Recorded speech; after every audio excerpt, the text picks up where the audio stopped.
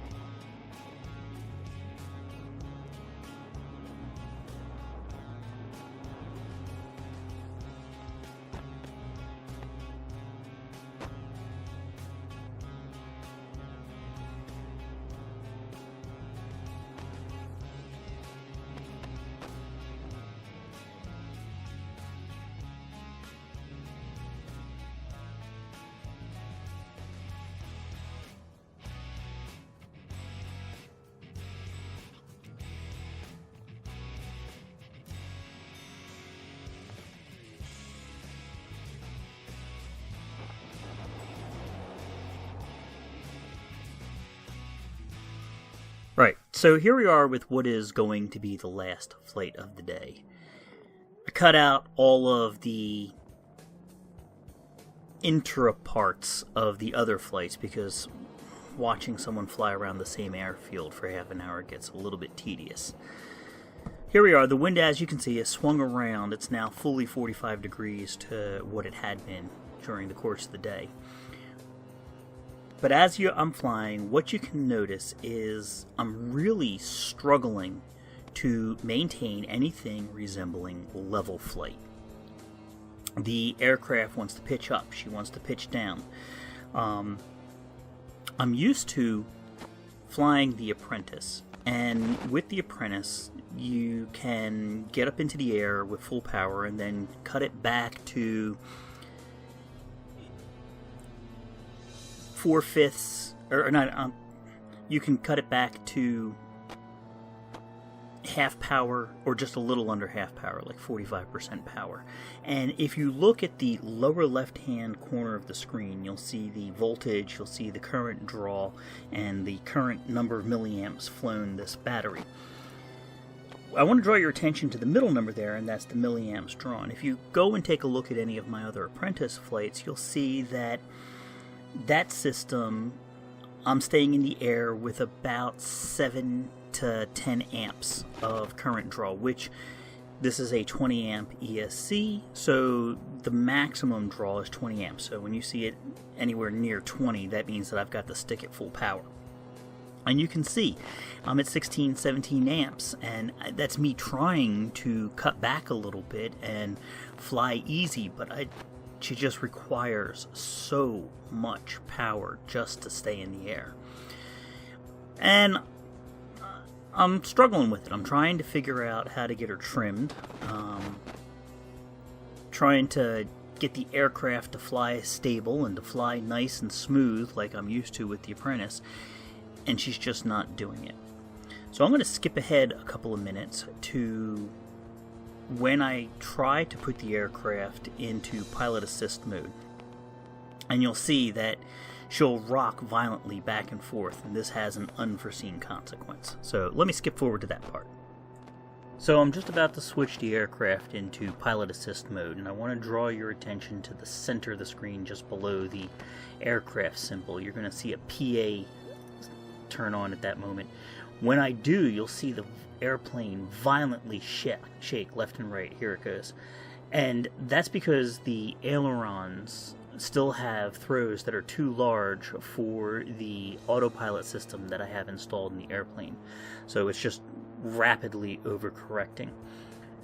What I did not realize is the shaking that happened actually worked the landing gear loose. So right now I'm flying with no landing gear. Oddly enough, I think that the aircraft suddenly started flying better for some reason, that it tuned up or trimmed up better, because suddenly I'm down in the 14 to 15 amp range.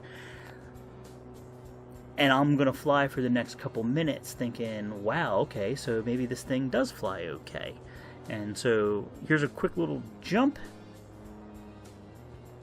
And the reason I did that jump is because right about now there's a guy that came walking up to me and goes, "Hey, I got your landing gear here. Do you want it?" And I start instructing him to go ahead and put it into the box at my feet that has all of my ground station equipment. But what a sinking feeling to realize that the beautiful flight you had is now going to have to terminate in a belly flop.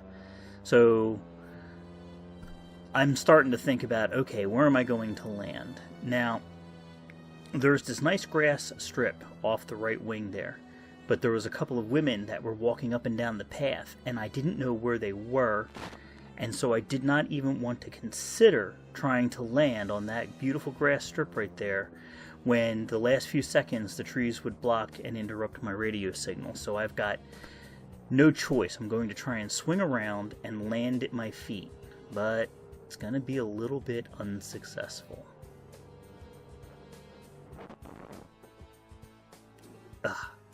What a day.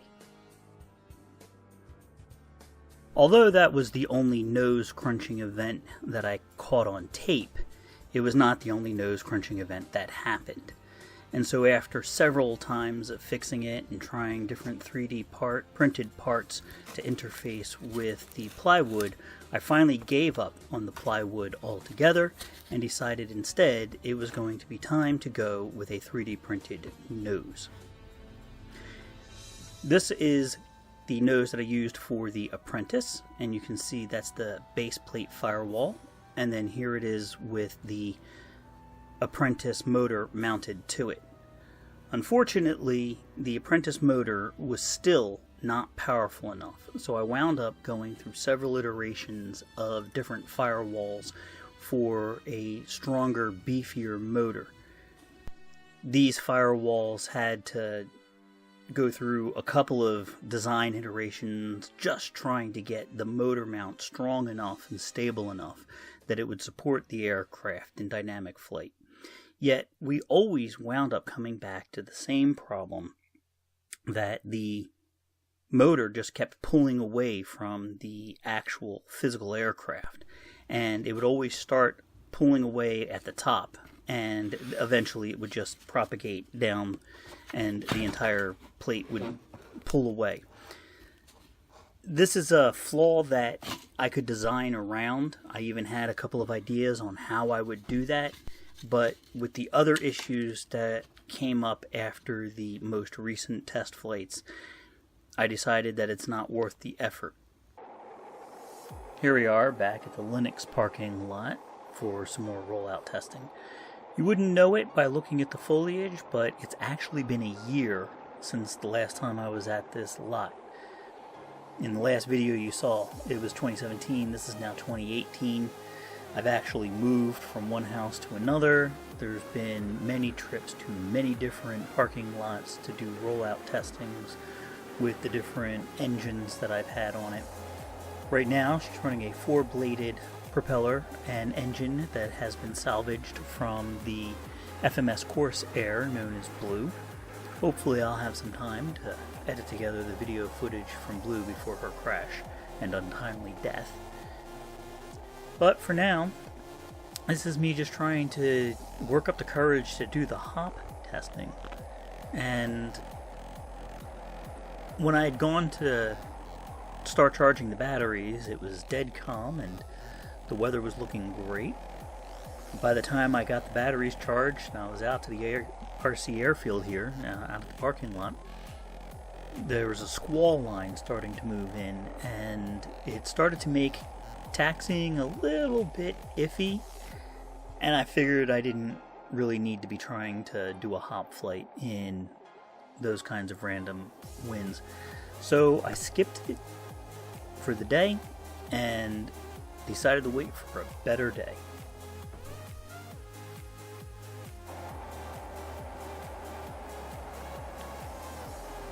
And this is a better day. It's a larger field and the winds are calm. Right now I'm setting up for what's going to turn out to be 1 hop and 2 flights.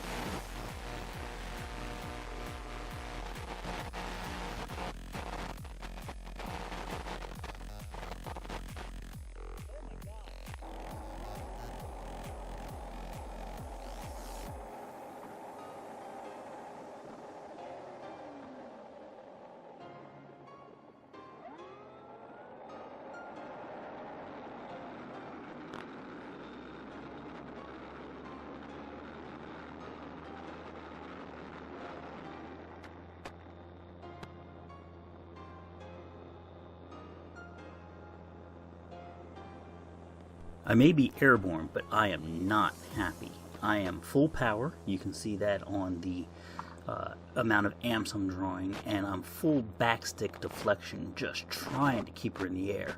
It's all I can do to try and get her back on the ground safely.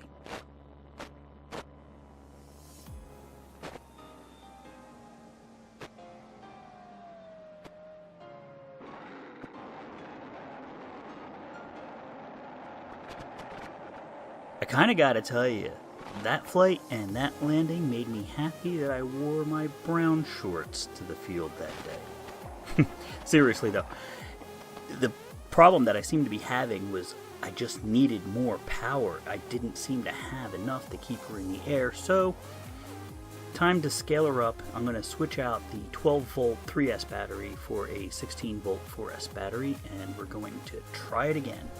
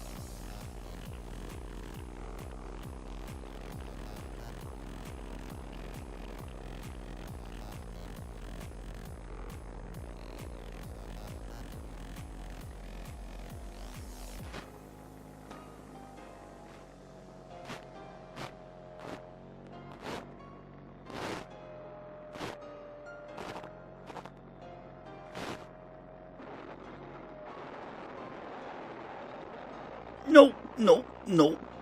Still glad I wore the brown pants. Okay, that flight was extremely dicey. The only time I came off of full power was when I was trying to lose altitude, and the entire flight I had to hold full backstick pressure just to keep the nose level. It was not good at all. I'll give you the after-action report in a sec.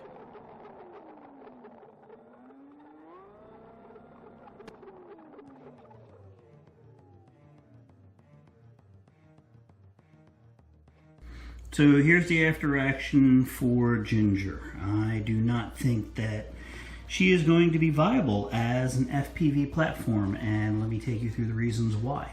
So as good as she looks here on the ground in the sky, she just was really not having a good time. As you can see, the elevator is at full backstick deflection. This is what I needed in order to just keep level flight while I was doing her test flight last night.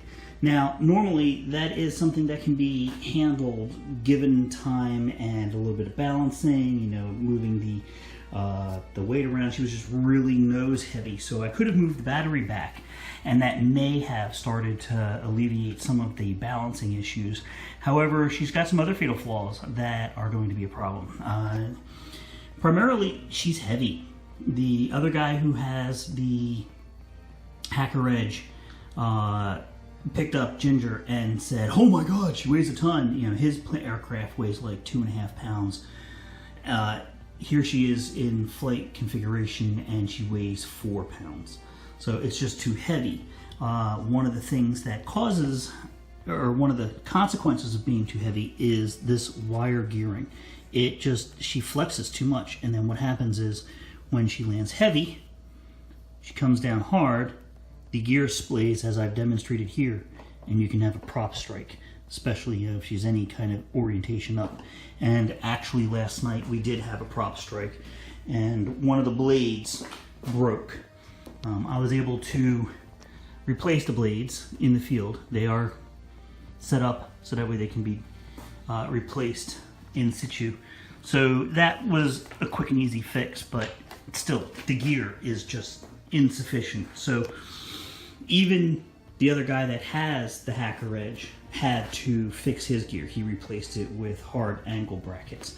And finally, my wife noticed after the aircraft got back on the ground, she's looking at it and goes, "Your aileron's coming off."